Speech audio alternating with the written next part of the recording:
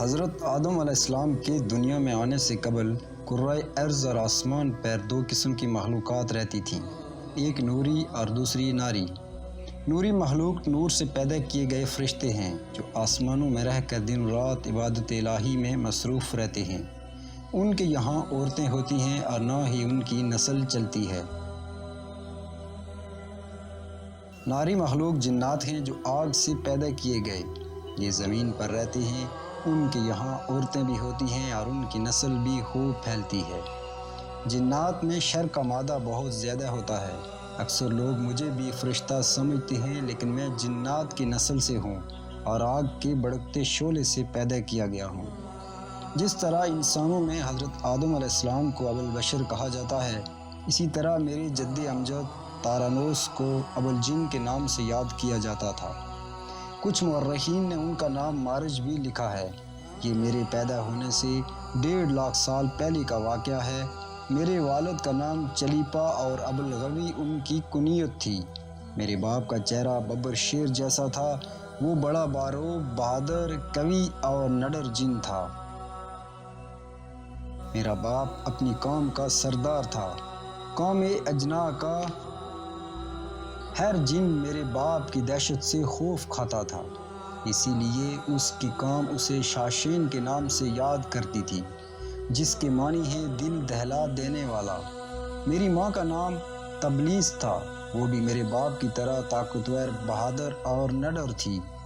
جنوں کی اکثریت سرکش، شرپسند، فسادی اور جنگ و جدل کی دلدادہ ہے، جبکہ نیک اور پرامن جنوں کی تعداد آٹے میں نمک کے برابر ہے۔ میرے باپ نے اپنے قبیلے کے لیے بہت جنگیں لڑی، اور ایک وقت وہ آیا کہ تمام قبائل میرے باپ کے زیر نگیں ہو گئے، اور یہی وہ وقت تھا کہ جب ہماری قوم غرور و تکبر میں مبتلا ہو کر سرکشی پر اتر آئی، یہاں تک کہ ان کے جھگڑوں، فسادات اور خون خرابے سے زمین سرخ ہو گئی۔ لہٰذا اللہ تعالیٰ نے اس فساد کے قلع کما کے لیے آسمانوں سے فرشتوں کی فوج بھیجی۔ زمین پر میری قوم اور فرشتوں کے درمیان ایک خوفناک جنگ ہوئی، جس کے نتیجے میں میرے والدین سمیت زیادہ تر شر پسند جن مارے گئے۔ کچھ سمندر پار دور دراز جزائر میں جا چھپے، جبکہ نیک جنوں نے غاروں میں پناہ لے لی۔ اس وقت میں کم سن تھا اور اس تباہی پر ایک میدان میں کھڑا زار و قطار رو رہا تھا۔ میرے ارد گرد جنات کی لاشوں کے ڈھیر پڑے تھے۔ فرشتوں کا کام ختم ہو چکا تھا، وہ آسمان پر اڑتے ہوئے واپس جا رہے تھے کہ اچانک فرشتوں کے ایک گروپ نے مجھے روتے دیکھا تو زمین پر اتر آئے۔ میں نہایت حسین و جمیل تھا اور چہرے سے معصومیت بھی ٹپکتی تھی۔ انہیں مجھ پر ترس آ گیا، چنانچہ ان رحم دل فرشتوں نے حضرت جبریل علیہ السلام کے ذریعے اللہ تعالیٰ سے مجھے ساتھ لے جانے کی اجازت طلب کی، اور پھر اللہ کی رضا سے مجھے گود میں لے کر پہلے آسمان پر اتر گئے۔ وہاں میری تعلیم و تربیت کا بہترین بندوبست کر دیا گیا۔ میں بہت ذہین تھا اور محنتی بھی، اپنا تمام تر وقت عبادت و ریاضت میں گزارتا تھا، اپنے اتالیق فرشتوں سمیت سب سے بہت کم بات کرتا، اکیلا ہی آسمان کی سیر کو نکل جاتا اور گھنٹوں قدرت الہی کے راز ہائے سربستہ کو جاننے کی ناکام کوششوں میں اپنا سر کھپاتا۔ وقت تیزی سے گزر رہا تھا۔ میرے سرد رویے نے مجھے فرشتوں میں مغرور مشہور کر دیا تھا، لیکن مجھے اس کی فکر نہیں تھی۔ میرا ہدف تو اللہ کا سب سے مقرب اور عبادت گزار بننا تھا، جس کے لیے میں دن رات ریاضت و عبادت میں مصروف رہتا تھا۔ یہاں تک کہ ایک دن اللہ نے مجھے دوسرے آسمان پر فائز فرما دیا، اور پھر گزرتے وقت کے ساتھ اپنی علمیت اور قابلیت کی بنا پر مجھے اللہ کا قرب حاصل ہوتا چلا گیا۔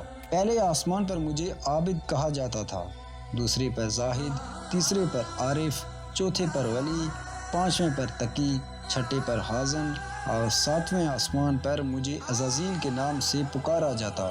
حضرت کعب احبار رضی اللہ میرے بارے میں بیان فرماتے ہیں کہ ابلیس 40,000 برس تک جنت کا خزانچی رہا، 80,000 برس تک ملائکہ کا ساتھی رہا، 80,000 برس تک ملائکہ کا ساتھی رہا، 20,000 برس تک ملائکہ کو واعظ سناتا رہا، 30,000 برس تک مقربین کا سردار رہا، 1,000 برس تک روحانین کی سرداری کے منصب پر فائز رہا، 14,000 برس تک عرش کا طواف کرتا رہا، جبکہ لوح محفوظ پر اس کا نام ابلیس لکھا ہوا تھا اور یہ اپنے انجام سے غافل اور خاتمے سے بے خبر تھا۔ ایک دفعہ کا واقعہ ہے کہ میں ہفت و افلاک کی سیر کرتا ہوا اوپر پہنچا تو مجھے پتہ چلا کہ اللہ تعالیٰ ایک نئی مخلوق پیدا فرما رہے ہیں جس کے لیے دنیا کے ہر کونے سے مٹی لائی گئی ہے۔ علامہ ابن کثیر لکھتے ہیں کہ اللہ عز و جل نے آدم علیہ السلام کے پتلے کو اپنے دستے قدرت سے پیدا فرمایا اور یہ بغیر روح کے 40 سال تک اسی طرح پڑا رہا۔ فرشتے جب اس کے پاس سے گزرتے تو گھبرا جاتے۔ ان میں سب سے زیادہ گھبرانے والا ابلیس تھا۔ یہ اس کے پاس سے گزرتا تو اسے مارتا، جس کی وجہ سے اس جسم سے ایسی آواز نکلتی جیسے کھنکھناتی مٹی کی ٹھیکری سے نکلتی ہے۔ ابلیس اس جسم کے منہ سے داخل ہوا اور پیچھے سے نکل آیا اور فرشتوں سے کہا کہ تم اس سے نہ ڈرو، یہ تو اندر سے خالی ہے۔ اگر میں اس پر مسلط ہو گیا تو اسے ہلاک کر ڈالوں گا۔ اور پھر وہ دن بھی آ گیا جب رب العالمین نے فرشتوں سے فرمایا کہ میں زمین پر اپنا ایک نائب بنانے لگا ہوں، وہ زمین پر میرے احکام کا نفاذ کروائے گا۔ فرشتوں نے عرض کیا، اے پروردگار عالم، یہ زمین پر فساد برپا کرے گا اور یہ آپس میں خون ریزی کریں گے، جبکہ ہم تو دن رات آپ کی تسبیح کرتے رہتے ہیں اور آپ کی پاکی بیان کرتے رہتے ہیں۔ اللہ تعالیٰ نے فرمایا، جو کچھ میں جانتا ہوں وہ تم نہیں جانتے۔ پھر اللہ تعالیٰ نے آدم علیہ السلام کو تمام چیزوں کے نام سکھا دیے اور انہیں فرشتوں کے سامنے پیش کرتے ہوئے فرمایا، اگر تم سچے ہو تو مجھے ان کے نام بتاؤ۔ انہوں نے کہا، تو پاک ہے، ہم تو اتنا ہی جانتے ہیں جتنا تو نے ہمیں بتایا ہے، بے شک تو بڑے علم و حکمت والا ہے۔ پھر اللہ نے فرمایا، اے آدم علیہ السلام، ان چیزوں کے نام بتا دو۔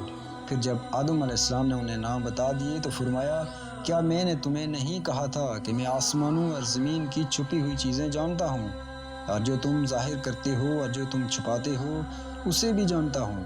پھر فرشتوں کو حکم دیا کہ آدم کو سجدہ کرو۔ انہوں نے سجدہ کیا مگر ابلیس نے انکار کیا۔ میرے تکبر، رعونیت اور بڑائی نے مجھے سجدے سے روکے رکھا۔ اللہ تعالیٰ نے فرمایا، تجھے سجدہ کرنے سے کس چیز نے منع کیا ہے جبکہ میں نے تجھے حکم دیا؟ وہ بولا، میں اس سے بہتر ہوں کہ تو نے مجھے آگ سے بنایا اور اسے مٹی سے بنایا ہے۔ میں ایسا نہیں کہ اس انسان کو سجدہ کروں جسے تو نے سڑے ہوئے کھنکھناتے گارے سے پیدا کیا ہے۔ اللہ نے فرمایا، اب تو یہاں سے نکل جا، کیونکہ تو مردود ہو گیا ہے اور قیامت تک تجھ پر میری پھٹکار ہے۔ شیطان نے کہا، اے میرے رب، مجھے روز محشر تک کی مہلت دے دے۔ فرمایا، جا، میں نے تجھے معین وقت کے دن تک مہلت دے دی۔ پھر شیطان نے کہا، مجھے تیری عزت کی قسم، میں ان سب کو یقیناً بہکاؤں گا، ان پر حملہ کروں گا، ان کے آگے سے بھی اور پیچھے سے بھی، ان کے دائیں جانب سے بھی اور بائیں جانب سے بھی، اور آپ ان میں سے اکثر کو شکر گزار نہیں پائیں گے۔ اللہ تعالیٰ نے فرمایا کہ یہاں سے ذلیل و خوار ہو کر نکل جا۔ ان میں سے جو شخص تیرا کہنا مانے گا میں ان سب سے جہنم کو بھر دوں گا۔ اور یوں بارگاہ خداوندی سے دھتکارے جانے کے بعد میں عزازیل سے ابلیس بن گیا۔ اپنے غرور و تکبر اور رعونیت کی بنا پر میری ہزاروں سالوں کی عبادت اور ریاضت ضائع ہو گئی اور مجھے عرش سے فرش پر پٹخ دیا گیا۔